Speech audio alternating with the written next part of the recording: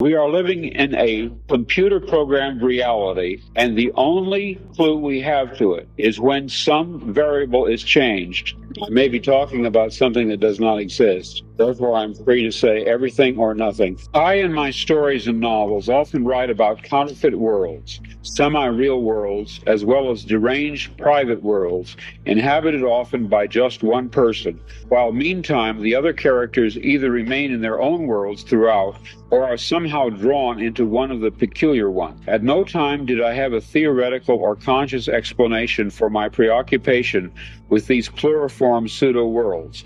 But now I think I understand. What I was sensing was the manifold of partially actualized realities lying tangent to what evidently is the most actualized one, the one which the majority of us, by consensus gentium, agree on. Then, in mid-March, the total body of memories, intact and entire, began to return. It's a common theme in my writing that a dark-haired girl shows up at the door of the protagonist and tells him that his world is delusional, that there's something false about it.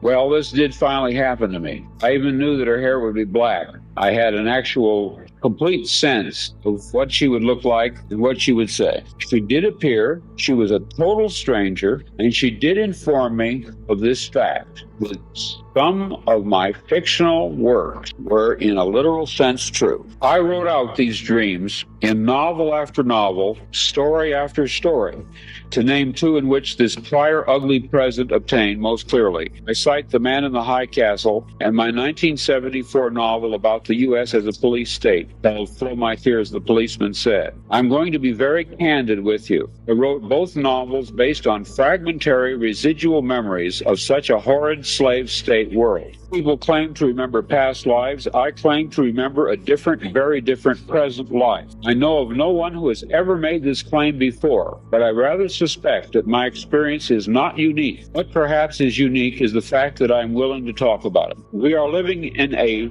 computer-programmed reality, and the only clue we have to it is when some variable is changed and some alteration in our reality occurs. We would have the overwhelming impression that we were reliving the present, déjà vu, perhaps in precisely the same way, hearing the same words, saying the same words. I submit that these impressions are valid and significant, and I will even say this: such an impression is a clue that at some past time point, the variable was changed, reprogrammed as it were, and that because of this, an alternative world branched off.